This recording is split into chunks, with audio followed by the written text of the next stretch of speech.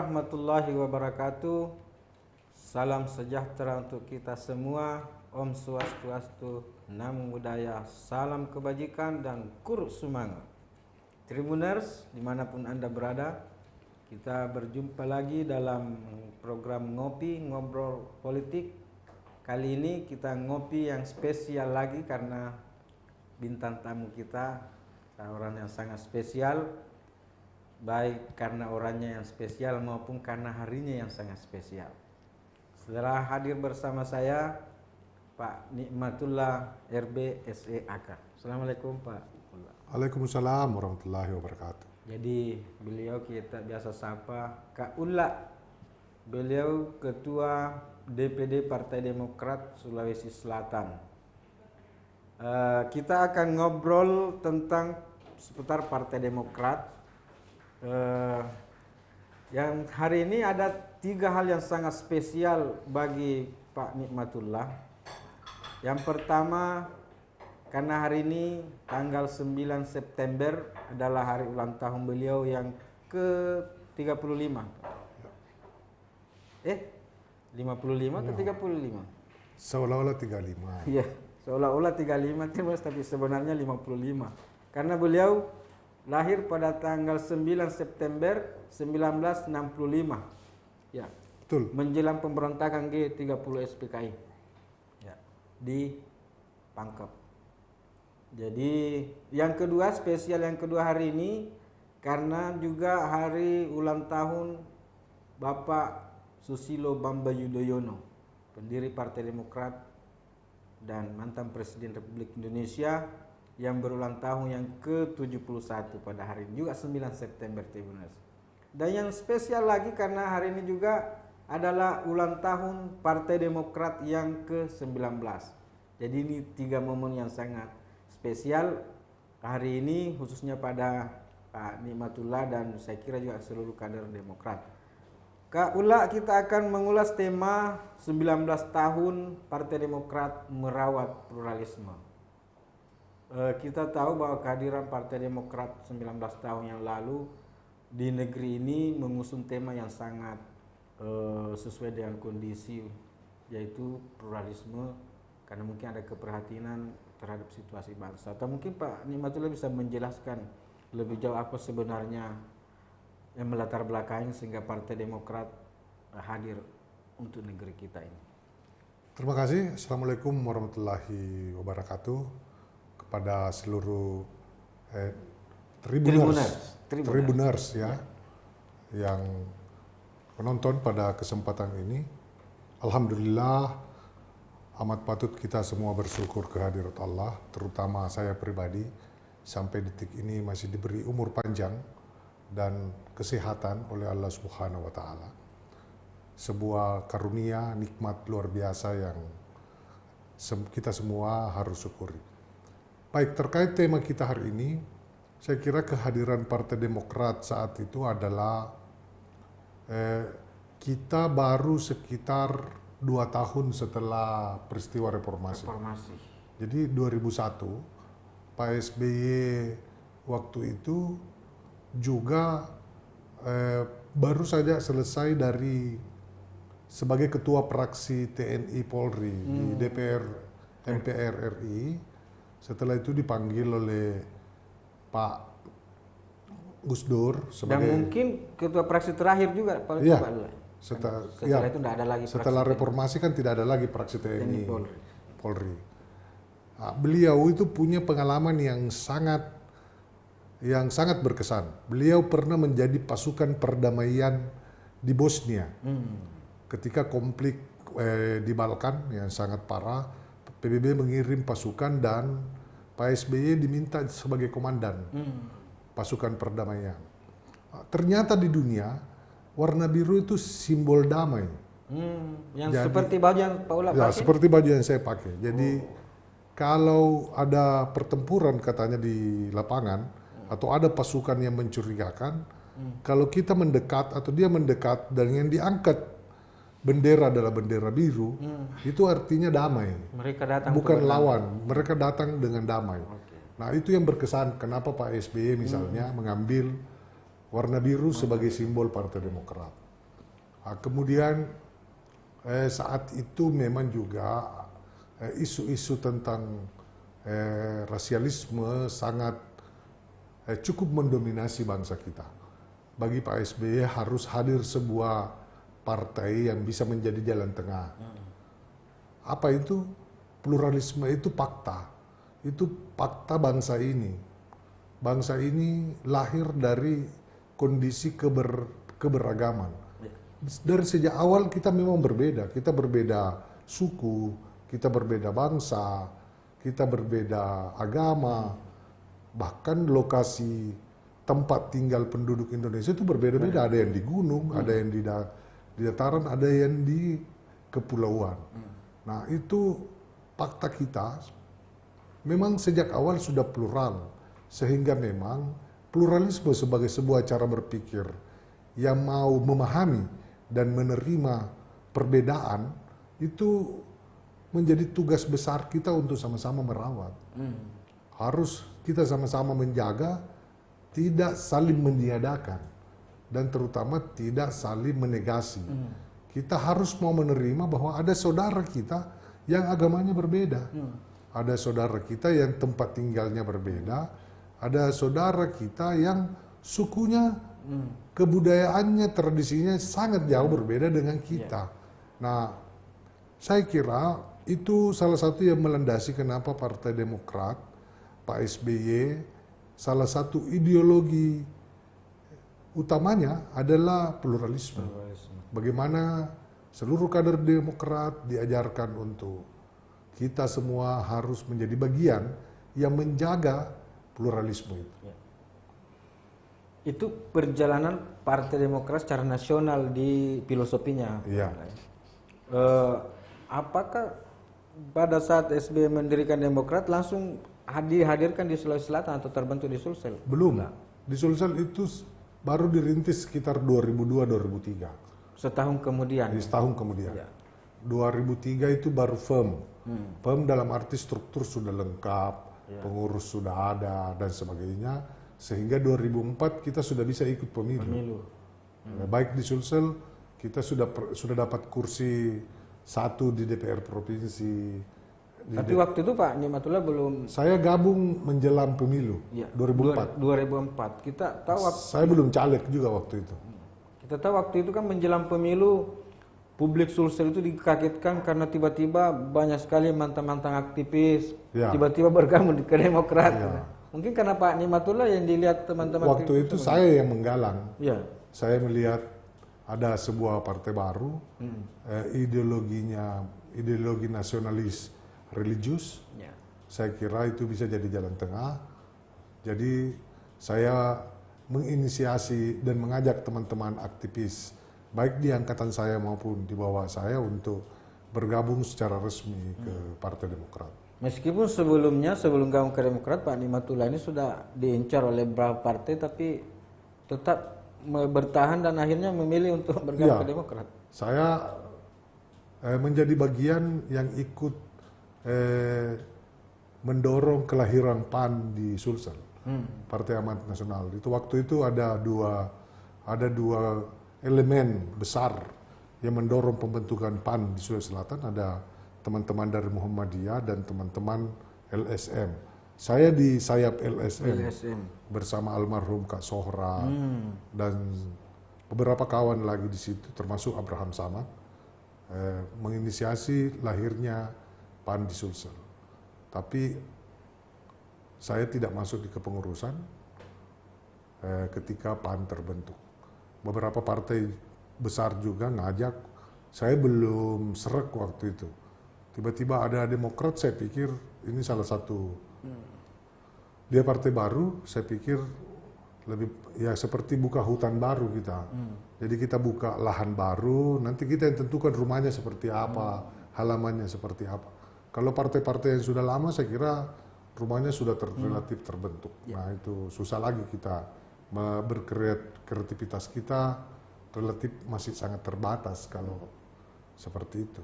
Ya, selama ini kan sebelum Pak Nikmatullah gabung ke Demokrat, berapa kali wawancara dengan media, Pak Nikmatullah termasuk agak alergi sebenarnya dengan politik praktis ya sebelum bergabung ke partai Kalau alergi enggak juga, cuma saya masih membatasi diri. Mengapa? Karena saya kebetulan sarjana akuntansi. Jadi saya dididik untuk kerja profesional. Sehingga pernah kerja di lembaga keuangan, pernah kerja di perusahaan ekspor, dan selalu bidangnya keuangan. Tetapi pekerjaan itu, apalagi di lembaga keuangan, perbankan misalnya, lembaga kredit misalnya, itu butuh menyita waktu sangat. Kita tidak punya waktu untuk bersosialisasi. Ya. Sementara habitat saya, habitat berorganisasi sejak muda. Nah, itu yang menyebabkan, loh, ada yang hilang ini di hidup saya. Nah, saya pikir salah satu yang bisa seperti itu, ya saya kembali memutar lagi ke partai politik. Ya karena saya merasa... Padahal waktu itu kan teman-teman seangkatan Pak Nikmatullah sudah lama. Sudah banyak di partai politik. Sudah banyak. Teman-teman bahkan di KMPI, sudah banyak yang anggota HMI, DPR. Iya, sudah banyak di... Bahkan banyak yang sudah anggota DPR. Tapi Pak Nikmatullah masih tetap berdiri juga di luar garis partai. Iya, saya masih menikmati suasana independen. Ya. Sangat independen waktu itu, tidak. Lama-lama akhirnya tergoda juga. Apa godaan pertama dari Demokrat karena tanggal lahirnya sama dengan hari kelahiran Pak Nikmatullah? Saya malah belum tahu ketika bergabung ke Demokrat kalau Demokrat itu sama dengan tanggal kelahiran saya. Di awal saya belum tahu, nanti sekitar 2 tahun setelah beberapa kali acara dipanggil ke Jakarta, kok ulang tahunnya sama dengan ulang tahun saya. Bukan itu saya bergabung dengan, bukan itu penyebabnya. Penyebabnya itu tadi, saya ini aktivis ketika baik di SMA maupun kuliah, ya pasti ada standar ideologi yang saya pahami, ada standar idealisme yang kita perjuangkan. Nah, saya melihat karena ini partai baru, ruangnya cukup lebar, saya kira saya memilih di situ. Bukan, apalagi saya cocok dengan, apalagi jargonnya, nasionalis, religius. tapi religius. Nah, kan saya kira itu benar-benar jalan tengah. Nah, saya pikir itu yang menyebabkan saya mau bergabung ke Partai Demokrat saat itu. Ya. Tribuners, mungkin di segmen berikutnya saya akan lebih banyak bertanya ke Pak Nikmatullah tentang kondisi Partai Demokrat di Sulawesi Selatan. Beliau ini kan sudah dua pemilu memimpin Demokrat menghadapi pemilihan umum legislatif. Tapi kita break dulu karena kita ini ngopi tapi belum ada kopinya nih Kaulah. Iya. Kita Makasih. break dulu sebenarnya untuk memasukkan kopinya. Setelah pesan-pesan berikut kita akan ketemu lagi.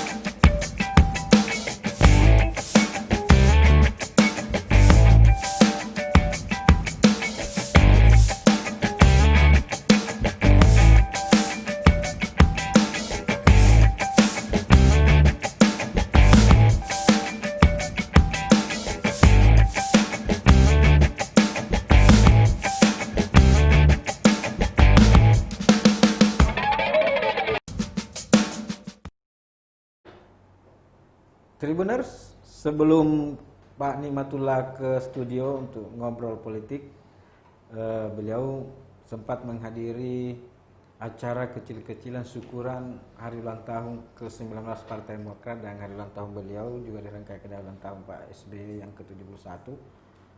Seperti apa acaranya bisa teman-teman saksikan di layar, foto-fotonya ada yang kita relay, dan bisa juga kita saksikan besok beritanya di Tribun Timur Cetak. Seperti yang saya sampaikan tadi, di segmen kedua ini kita akan lebih banyak berbincang tentang kondisi Partai Demokrat di Sulawesi Selatan.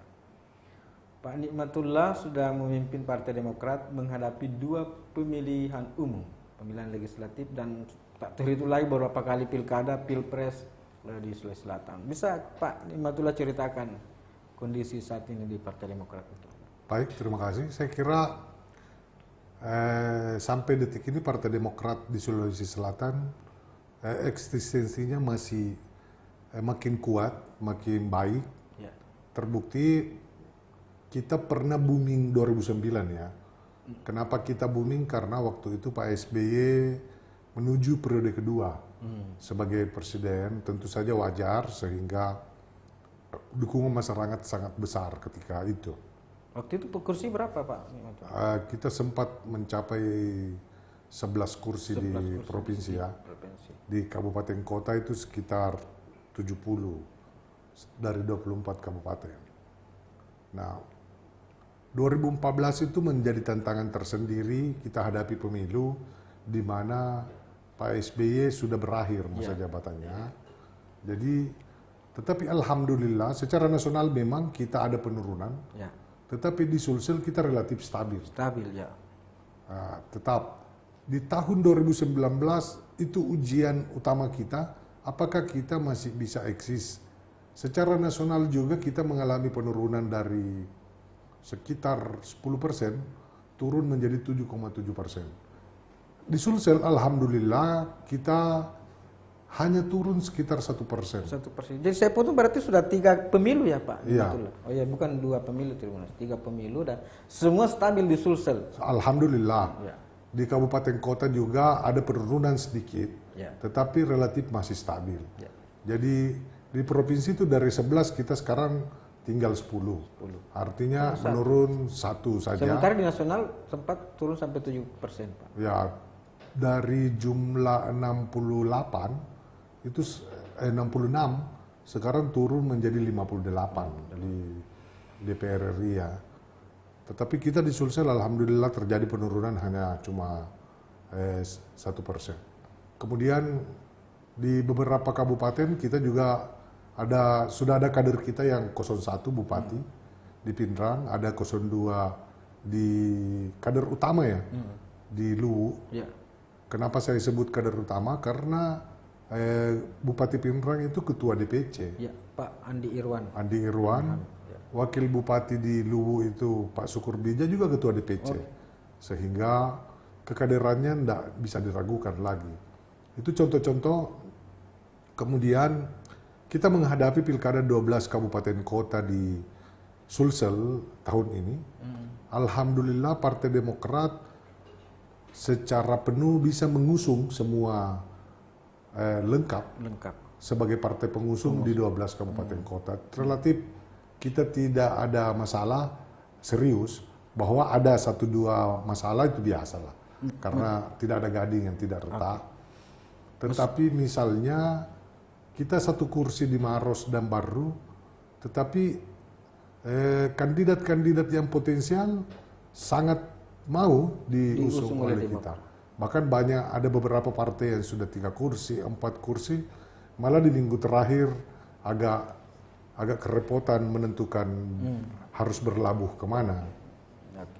Dan ini pilkada ini juga menjadi ujian pertama ya, kalau boleh kita katakan seperti itu, ke AHY ya Pak. Ya, setelah sebagai ketua umum dari estafet dari pendiri ke Pak AHY. Ini Pak Nikmatullah sudah ada beberapa komentar di Facebook kita, di YouTube. Ini ada dari Padli Muhammad, 55 tahun Pak Ulla, sehat selalu, panjang umur, Pak SBY dan Demokrat. Ya, salam. Terima kasih Pak Padil. Ya. Teman-teman Tribuners yang dimanapun Anda berada, yang disampaikan oleh Pak Nimatullah tadi itu bahwa ujian yang dihadapi Partai Demokrat seperti kita menjelang pemilu 2019 ya Pak Nimatullah, kalau itu ujiannya berat sekali ya, dengan banyaknya kasus-kasus yang menimpa Demokrat, tapi itu Demokrat masih tetap stabil di Sulawesi Selatan. Apakah Pak Nimatullah melihat bahwa kader kita sebenarnya sudah terbentuk di daerah-daerah? Pemilih loyalis kita sudah terbentuk sebenarnya. Secara umum kita boleh mengklaim seperti itu, bahwa sudah ada segmen masyarakat yang memang menjadi semacam fans fanatik Partai Demokrat. Mengapa? Karena kita di Demokrat mengelola partai ini, di Sulsel khususnya ya, saya kelola dalam perspektif ini sebagai sebuah keluarga. Jadi kita di Partai Demokrat, kekerabatan dan keakraban itu salah satu kunci yang kita dorong terus. Jadi sebagai partai politik di mana banyak sekali kepentingan, banyak sekali intrik-intrik, di bawah kepemimpinan saya berupaya meminimalkan itu. Jangan menjadikan kepentingan dan intrik itu sebagai instrumen politik di Partai Demokrat.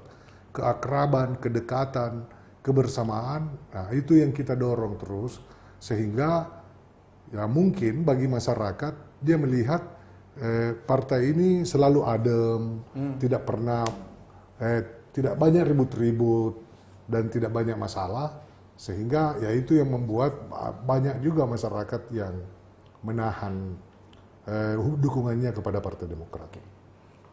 Kalau saya tidak salah, mau dikoreksi Pak Nimatullah ini ketua Demokrat yang ketiga di Sulawesi Selatan. Di Sulawesi Selatan ya. Setelah Pak Reza Ali. Pak Reza sempat terinterupsi ada PLT Pak Jenderal Samsul Maparapa kemudian. Tetapi kalau hasil musda itu baru 3. Baru Pak Reza Ali, Pak Ilham Arif Sirajuddin dan saya. Oh, Pak Ilham Arif Sirajuddin. Ya, Pak Nimatullah ini Tribuners juga selalu melontarkan politik gagasan. Ya. Seperti apa itu politik gagasan itu, Pak Nimatullah? Ya. Kenapa? Karena politik masyarakat kita hari ini itu sangat curiga, dan itu wajar menurut saya. Masyarakat mencurigai partai politik, bahkan cenderung tidak percaya. Nah, tugas para politisi, terutama pengurus partai, untuk memperlihatkan kepada masyarakat bahwa kekuasaan itu di partai politik itu menjadi sesuatu yang ya sudah begitu seharusnya. Ya namanya politisi mengejar kekuasaan. Tetapi tidak boleh terlalu fokus kita pada aspek itu. Karena itu bisa membuat kita tidak peduli kepada kepentingan orang lain. Nah, hal-hal seperti itulah yang menurut saya dorong.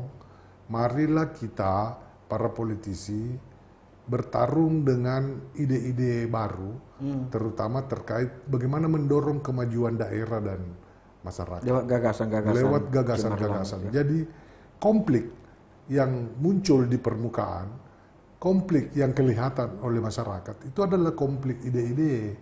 Bukan konflik yang emosional, bukan konflik yang bersifat fisik.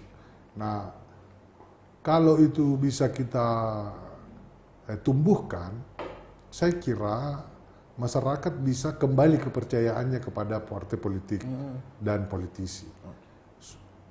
Mengapa? Karena akhirnya ukuran kebaikan dan ukuran keberhasilan adalah ide, bukan kekuasaan dan bukan harta.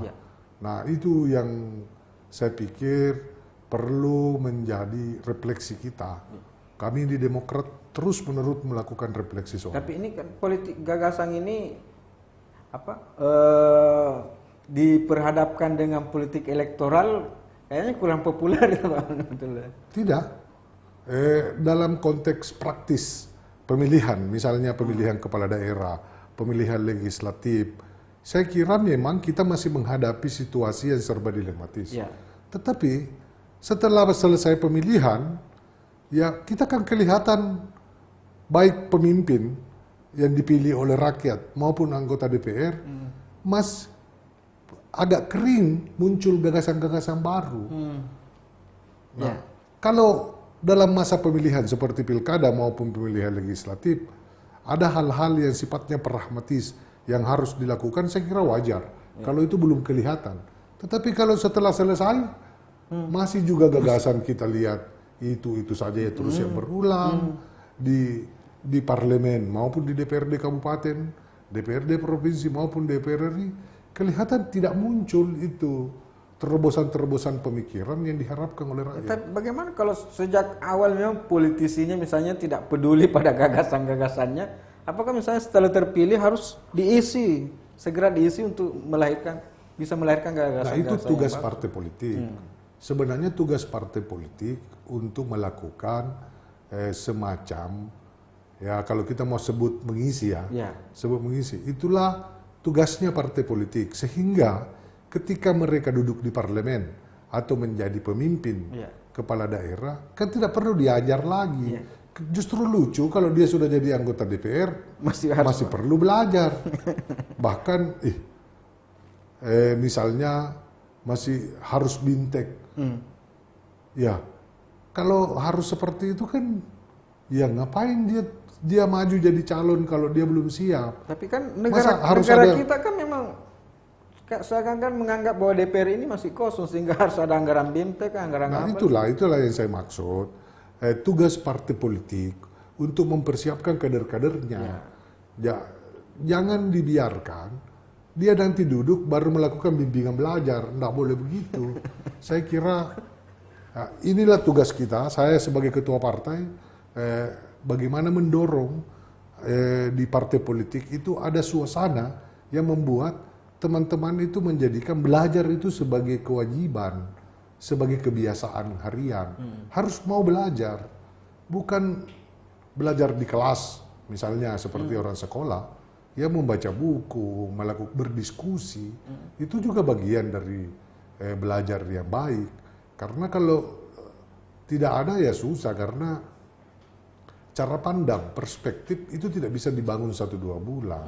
Itu adalah proses yang panjang, melalui apalagi learning by doing itu bisa lebih efektif. Bagaimana mensinkronkan politik gagasan itu dengan kepengelolaan kekeluargaan di partai politik? Kita diskusi itu di partai Demokrat, diskusi, ngobrol dan sebagainya, itu bagian penting dari proses aktivitas partai. Jadi bukan hanya membuang waktu senggang itu, tapi memang dianggap penting itu. Penting bagi kita diskusi, ngobrol itu penting. Misalnya dengan sambil ngopi kan Pak Abdullah? Oh iya. Jadi ngopi itu adalah pemanisnya. Iya. Padahal intinya sebenarnya diskusinya. Intinya adalah diskusi. Ruhnya itu kekeluargaan itu. Sekretariat kami terbuka sampai jam 2 malam. Iya. Siapapun pengurus bisa singgah, baik yang dari daerah juga, anggota DPR maupun pengurus DPC bisa singgah setiap saat. Kenapa? Di situ selalu ada bahan yang kita diskusikan, selalu ada hal-hal yang kita bicarakan. Nah itu penting sehingga kader-kader partai itu terbiasa memikirkan pikiran-pikiran maupun masalah-masalah yang berkembang di masyarakat. Dan tentu saja Tribuners yang ingin mencoba manisnya diskusi di Partai Demokrat bisa bertandang ke Sekretariat DPD Partai Demokrat Provinsi Sulawesi Selatan di Jalan Miras Seruni. Jalan Miras Seruni di kawasan Panakukang, Makassar. Di sana Tribuners seperti disampaikan Pak Natul bisa sampai 24 jam bahkan ya. Di sana ada terus teman-teman di sana. Karena Demokrat ini diperkuat oleh aktivis-aktivis yang sudah terbiasa begadang sebenarnya. Ya mereka juga selalu begadang di kampus, di LSM dan sekarang di partai politik. Nah, Pak Nikmatullah, bagaimana semangat aktivisme itu diperhadapkan dengan semangat pluralisme? Iya, kalau dia aktivis berarti dia sudah terbiasa. Terbiasa dengan perbedaan. Misalnya kita dulu pernah kuliah. Ya kita kan harus mau menerima kenyataan bahwa ada orang yang kuliah berbeda fakultasnya. Kita satu fakultas pun berbeda kita punya jurusan. Itu kan juga kemudian berbeda pilihan bahkan sudah diajar di kampus. Iya, sudah kita terima sebagai kenyataan di kampus. kita juga kuliah apalagi misalnya kalau kebetulan saya di Unhas kemarin, kita dulu itu orang Jawa banyak, orang Ambon banyak, bahkan orang Malaysia ada yang kita temani kuliah sama-sama.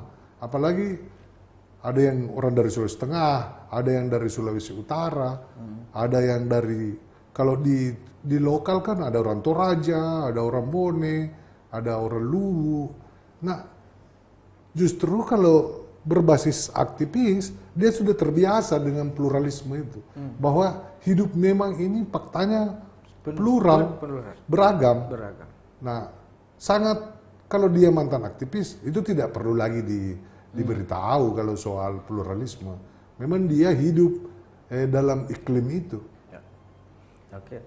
Tribuners, teman-teman, mungkin teman-teman dari kader Demokrat, teman-teman aktivis, bisa juga mengajukan pertanyaan ke Pak Nimatullah atau memberikan komen di channel YouTube Tribun Timur atau di Facebook Tribun Timur Berita Online Makassar. Mungkin saya akan lanjut lagi pertanyaan lebih spesifik lagi tentang Partai Demokrat Sulawesi Selatan, tapi kita harus break dulu untuk ngopi lagi. Kalau bilang pemanisnya itu kopi. Ya, kita akan jumpa lagi setelah pesan-pesan berikut.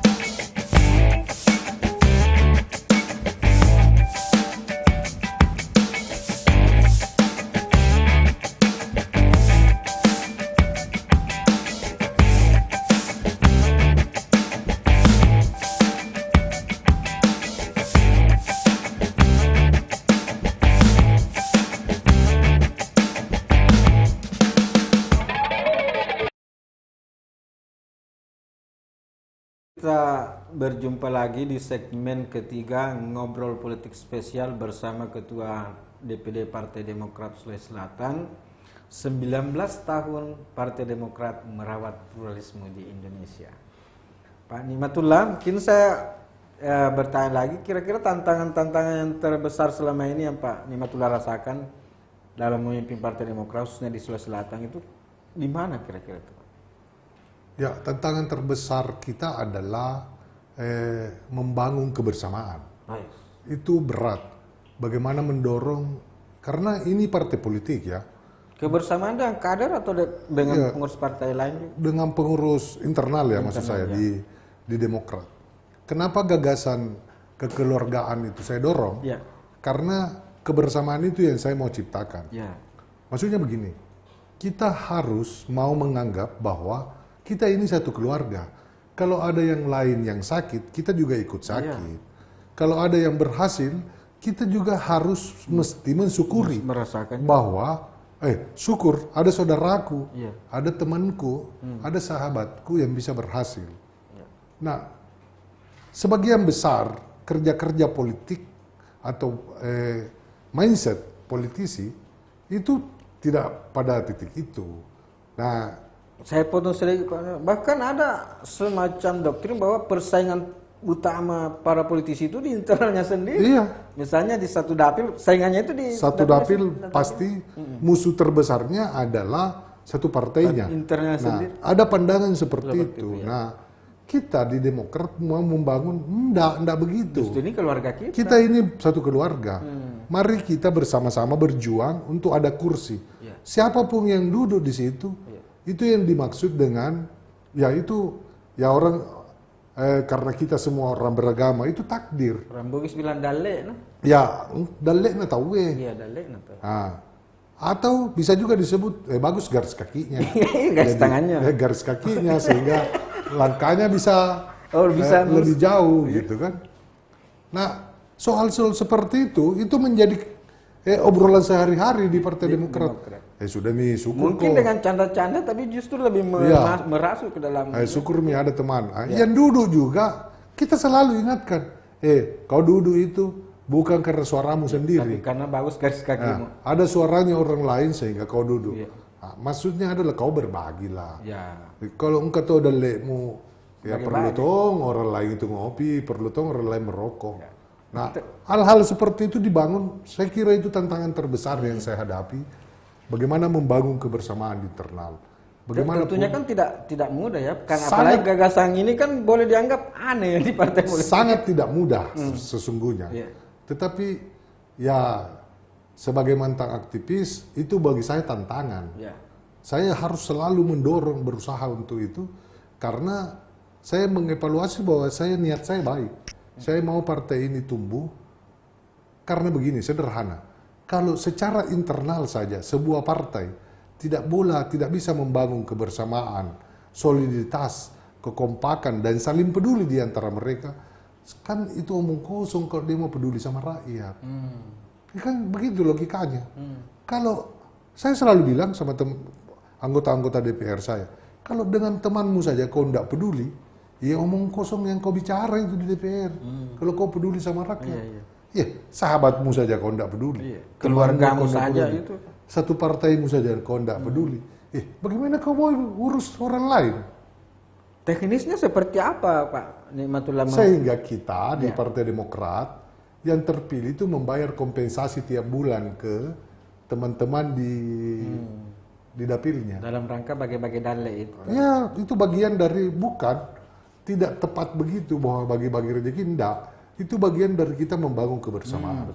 Supaya orang merasa keberhasilanmu itu ada gunanya buat saya gitu. Supaya dia juga ikut merasakan betul. Ya itulah keluarga kan. Keluarga itu ya. Nah, seperti itu yang kita bangun di Partai Demokrat. Seluruh acara misalnya seperti acara tadi itu murni inisiatif pengurus, bukan instruksi dari saya. Jadi ada yang kontak pihak ini, ada yang kontak pihak ini. Tiba-tiba tadi saya dikontak Pak Ketua ke sekretariat. Ada acara teman-teman kecil-kecil. Sampai di sana kue banyak, makanan banyak. Itu dari kader-kader sendiri yang bahas inisiatif sendiri. Ya, ada yang bikin kue yang bisa pesan hanya 60.000, ada yang bisa pesan sampai 400.000. Ya biasa bawa aja. Yang penting kita nikmati sama-sama. Nah, sesungguhnya seperti itulah keluarga kita bangun. Jadi dan itulah cara merawat kebersamaan dan kekeluargaan kita di Partai Demokrat. Iya, karena di semua keluarga kan ada yang harus jadi ibu, harus ada yang jadi ayah dan ada yang jadi anak. Yang jadi anak pasti ada yang nakal, ada yang pintar, ada juga yang biasa-biasa saja. Ya sudah begitu keluarga. Tidak semua orang harus jadi bapak, tidak semua orang menjadi ibu. Nah, pemahaman sederhana seperti ini, saya kira kalau terus-menerus dipompakan, itu bisa membangun soliditas dan kebersamaan yang produktif. Dan sebenarnya kalau kita sudah merasa keluarga besar, itu dengan sendirinya pluralisme itu sudah tercipta sebenarnya. Iya. Semangatnya itu. Bulan lalu misalnya, bukan bulan lalu, 2 minggu yang lalu, itu inisiatif salah satu ketua DPC, tiba-tiba kita ngumpul di Pindrang. Itu saya tahu, saya pulang dari Jakarta hari Kamis, tiba-tiba Kamis malam ditelepon Pak Bupati, anak-anak mau kumpul ketua. Kalau bisa datang Ki. Kapan? Hari Sabtu Pak Ketua. Misalnya. Saya hari Sabtu ke Pindrang dengan beberapa pengurus, sampai di sana sudah ngumpul ketua. Tidak perlu pakai undangan resmi, tidak perlu rapat bikin panitia apa segala. Tidak ada acara. Kita juga kumpul karena dia bupati, kumpul di belakang rumahnya ada kayak diambil elektron, kita nyanyi bareng-bareng. Nggak ada acara resmi sambutan apa. Nggak ada panitia. Cuma kumpul-kumpul aja. Nah, hubungan personal seperti itu lebih efektif dibanding misalnya kita terlalu mengandalkan hubungan struktural. Nah, kami di Demokrat di Sulawesi Selatan khususnya membangun tradisi dan kultur seperti itu.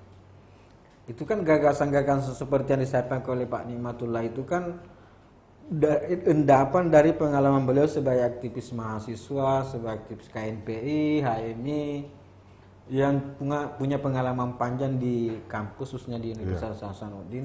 Bisa mungkin Pak Nimatullah ceritakan sedikit pengalaman di UNHAS?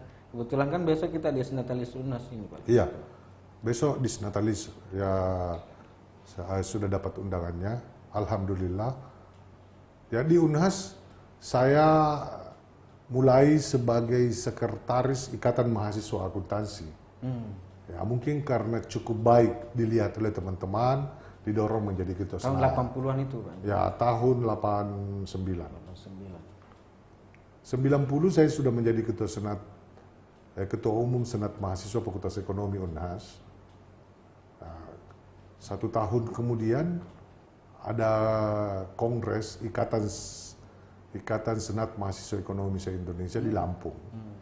Alhamdulillah karena kuatnya tarik-menarik antara UGM dan UI, ya UNHAS menjadi alternatif. Sehingga ya saya terpilih di situ sebagai sekjen. Ikatan Mahasiswa Ekonomi se-Indonesia? Se-Indonesia.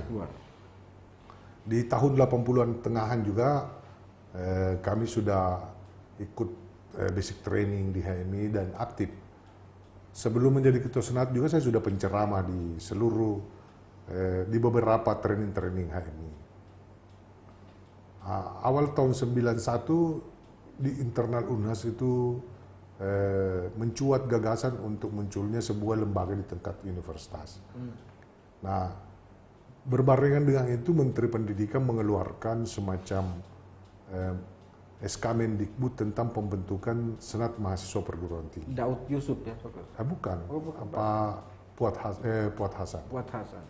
Nah, kita di UNHAS beri nama SMUH, Senat Mahasiswa Universitas. Pada posisi ketika sudah terbentuk, saya di posisi wakil ketua bidang ekstern, ketua umumnya itu Pak Yakin Pajalani. Setelah melewati persaingan yang sangat ketat katanya. Persaingan sangat ketat karena pemilihan dan sebagainya, tetapi kita sudah ada kesepakatan awal sebelum pemilihan.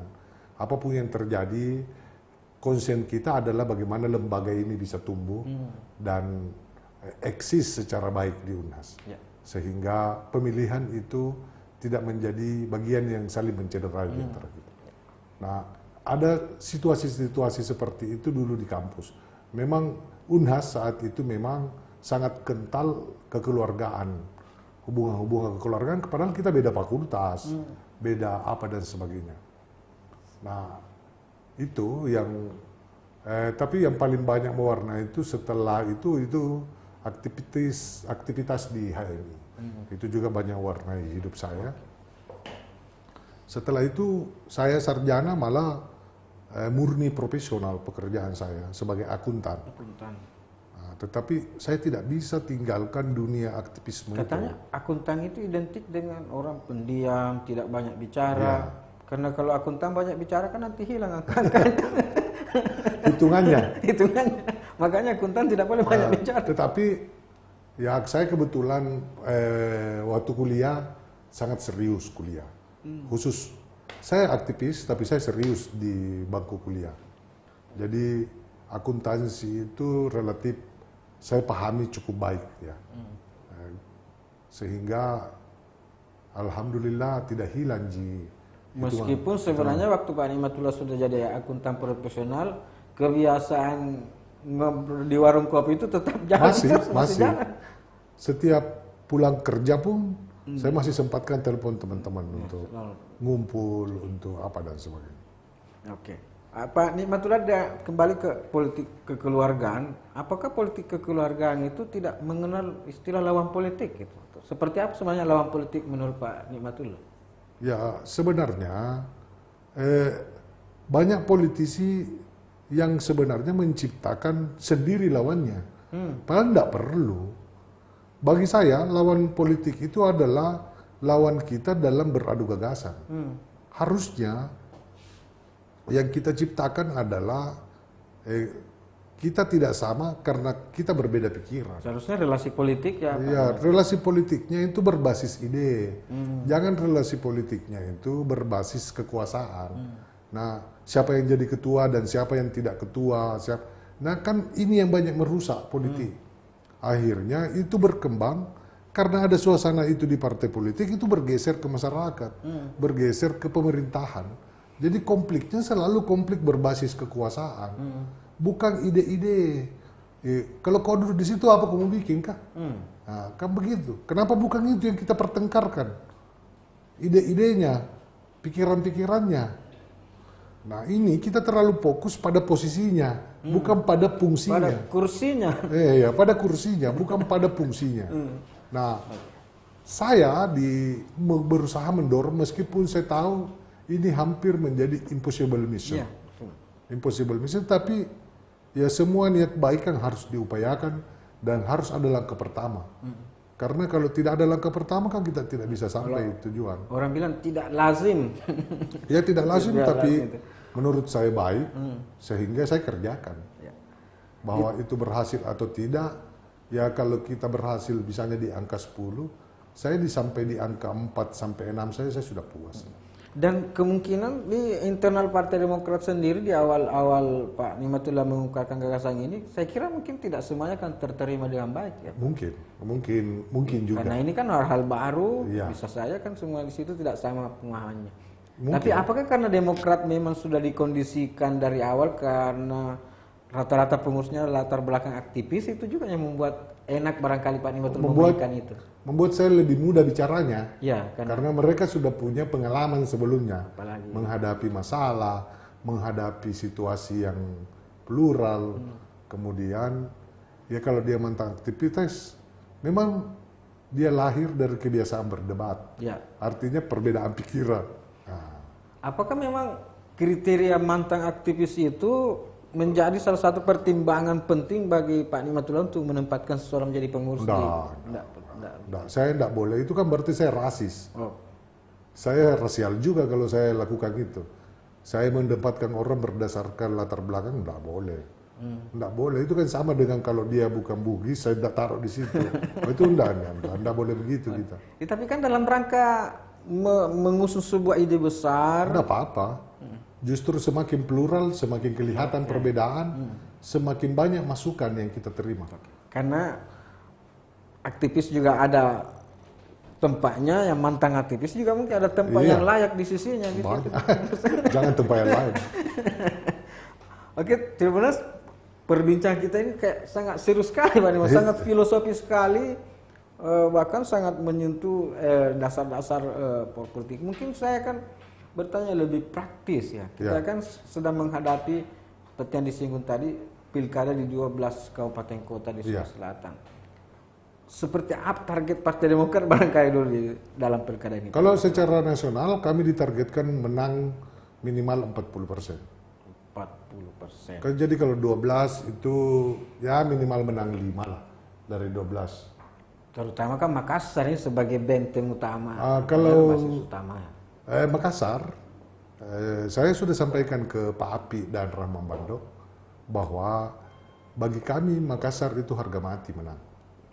Apalagi Demokrat sudah 3 kali pilkada di Makassar dan Demokrat menang terus. Iya. Kita punya pengalaman menang di Makassar. Tidak pernah kalah Partai Demokrat di Makassar dalam pilkada selama Pak Nimatullah ini yang Semoga pengalaman itu berguna untuk memenangkan kembali Api. Oke. Tribuners, ini kan secara di nasional juga Partai Demokrat ini sudah mengalami pergeseran kepemimpinan ya, apakah istilahnya itu dari Pak SBY ke AHY. Bisa Pak Nimatullah gambarkan seperti apa sekarang ini situasinya Partai Demokrat setelah Pak AHY? Dengan Pak AHY menjadi ketum, terus terang saja partai menjadi lebih gesit. Lebih mudah atau gimana? Lebih gesit. Lebih gesit. Lebih fleksibel dan ya terus terang saja komunikasi lebih lancar. Itu bukan karena apa ya, Pak SBY itu hanya karena kita segan. Beliau juga itu sebenarnya sangat baik, cuma karena posisinya mantan presiden, dia presiden ke-6. Terlalu tinggi gitu ya. Terlalu jauh posisinya, terlalu senior, dan punya wibawa yang sangat kuat, sehingga ya kadang-kadang SMS pun kita ragu dan segan. Bahkan sebagian besar orang takut. Tapi kan keseganan itu bagi Pak Nimatullah justru setelah dia mungkin dibagi sebagian besar kader Demokrat segan dengan PSB, tapi Nimatullah kok kelihatan akrab sekali dengan PSB. Ya, saya tidak tahu lah. Saya kebetulan sangat dekat kalau Pak SBY. Ya. Jadi ya saya tahu pikiran-pikirannya sangat maju, sangat moderat, dan sangat baik kalau Pak SBY. Nah, kelebihannya dengan Mas AHY saya kira hanya karena dia muda, energik, tenaganya banyak. Dulu Pak SBY itu jarang misalnya ke sekretariat. Sekarang ini Mas AHY kalau kita ke Jakarta dia selalu ada di sekretariat. Artinya jaraknya tidak terlalu jauh. Ya, jarak komunikasinya jadi lebih dekat. Kemudian Pak AHY sendiri lebih gesit, lebih banyak inisiatif-inisiatif baru. Saya kira itu membuat partai ini kelihatan makin dinamis. Makin dinamis di bawah. Tapi ini kan Pak AHY kan boleh dibilang politisi baru di Indonesia. Ya relatif baru lah. Dia terjun di politik, tetapi kan latar belakangnya sangat kuat. Dia kuliah sampai ke Amerika, Singapura.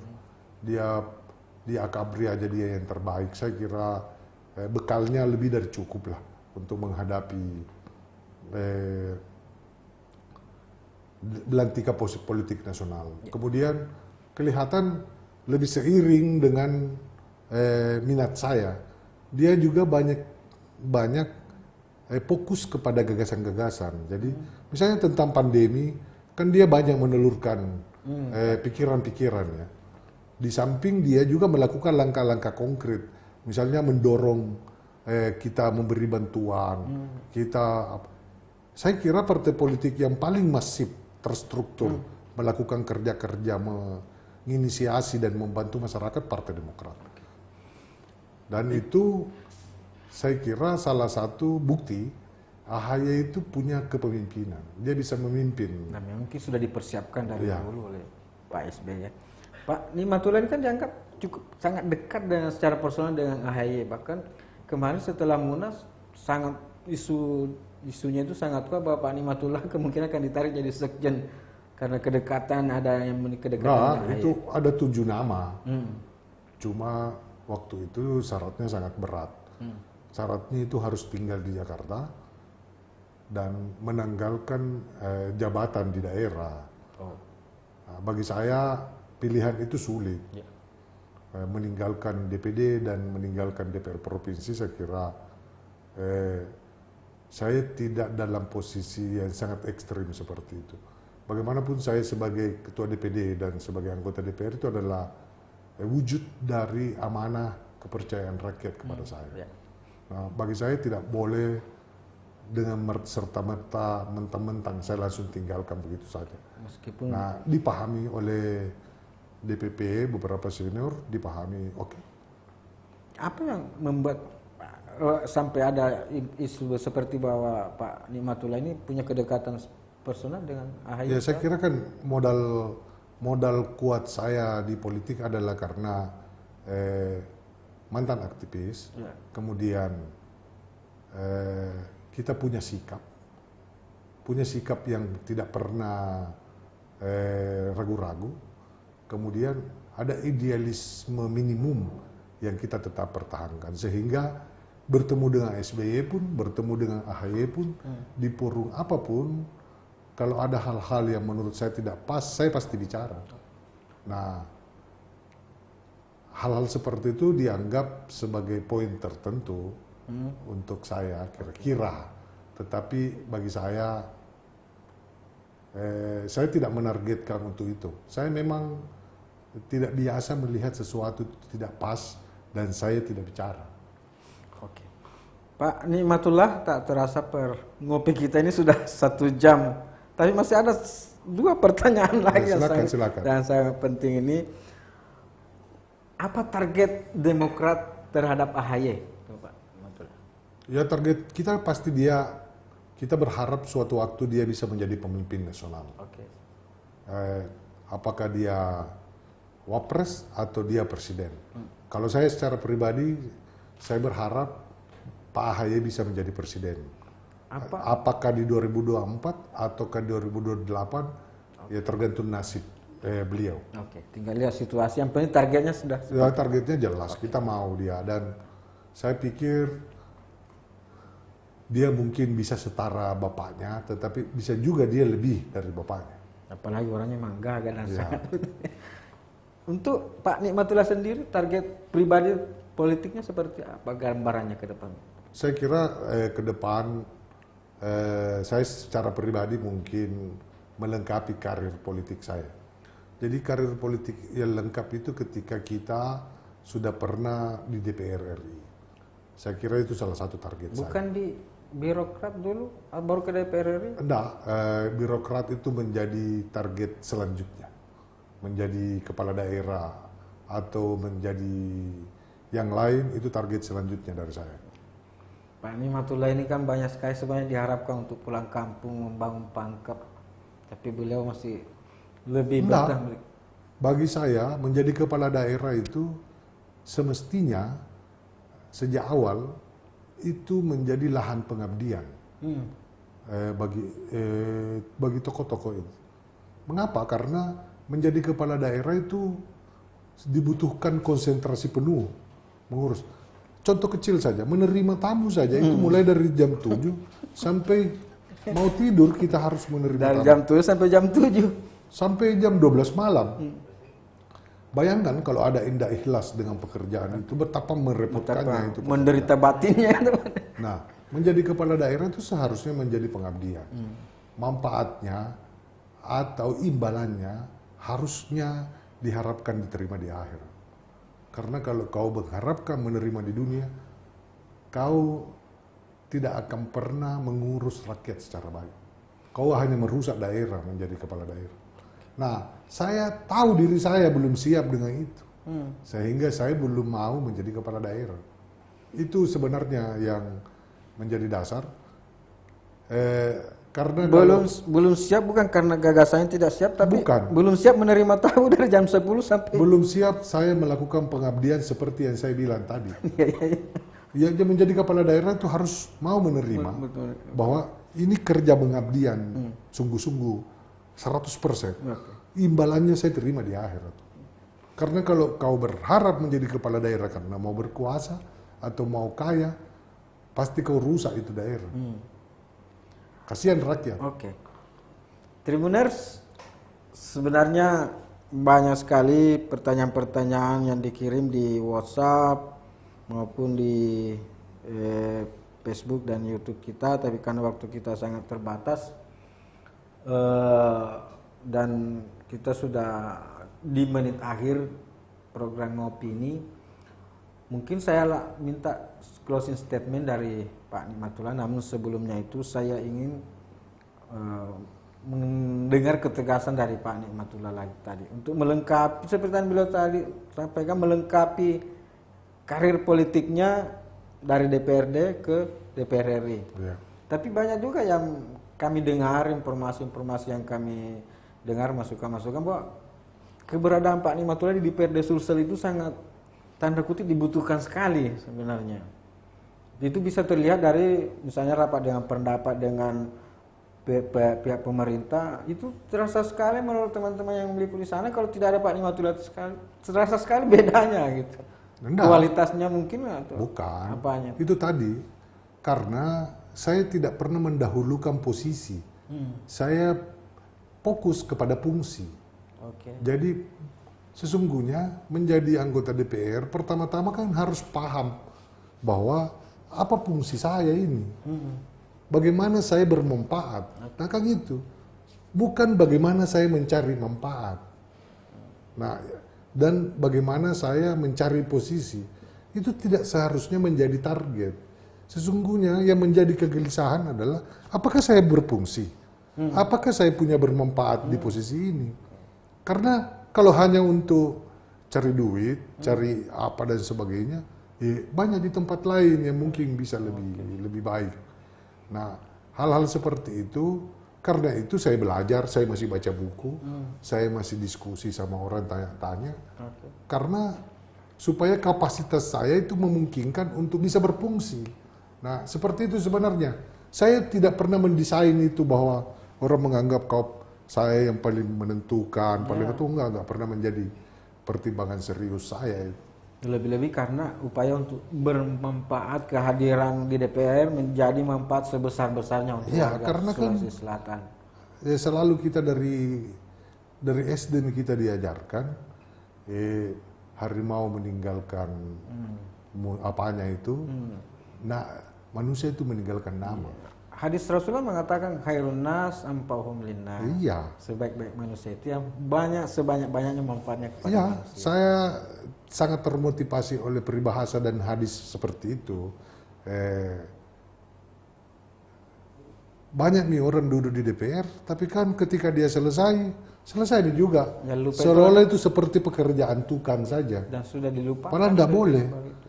Harus orang mesti mengingat bahwa pernah ada nama di DPR provinsi namanya Nikmatullah. Nah itulah manusia meninggalkan nama. Oke.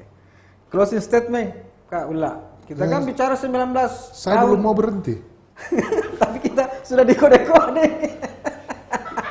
Kita kembali ke tema dulu, 19 tahun Demokrat merawat pluralisme. Kita agak melenceng tadi karena terlalu serius dan filosofis kita nih. Saya baik atas nama pribadi maupun sebagai Ketua DPD Partai Demokrat berterima kasih kepada Tribun mengundang khusus saya berbincang-bincang, apalagi ini hari ulang tahun Partai Demokrat dan sekaligus hari ulang tahun saya. Saya berharap Tribuners dan masyarakat senantiasa mendukung kami di Partai Demokrat. Dukungan itu bisa dalam bentuk memberi kritik, memberi masukan, dan terutama ya mendukung di pemilu. Mendukung di pemilu. Nah, itu yang paling penting. Kemudian yang kedua, membantu kami memenangkan kandidat kami yang kami usung di Pilkada 2020. Itu juga salah satu dukungan yang sangat kami butuhkan. Insya Allah kami di Partai Demokrat akan selalu terus berpikir, berdiskusi dan berdebat tentang bagaimana kami sebagai partai bisa lebih punya fungsi yang maksimal untuk kepentingan masyarakat. Karena sesuai tagline Partai Demokrat, harapan rakyat adalah perjuangan Partai Demokrat. Harapan rakyat adalah perjuangan Partai Demokrat. Saya kira itu closing statement yang sangat menarik dari Pak Nikmatullah. Dan tibalah kita di penghujung acara ini, dan sebelum saya mengakhiri ngopi kita pada siang ini, saya kembali mengucapkan selamat ulang tahun ke Pak Nikmatullah yang ke-55. Amin, amin. Terima kasih. Selamat ulang tahun ke Pak SBY yang ke-71. Dan selamat ulang tahun Partai Demokrat yang ke-19. Amin, amin. Terima kasih. Billahi taufiq wal hidayah. Wassalamualaikum warahmatullahi wabarakatuh. Mari kita ngopi.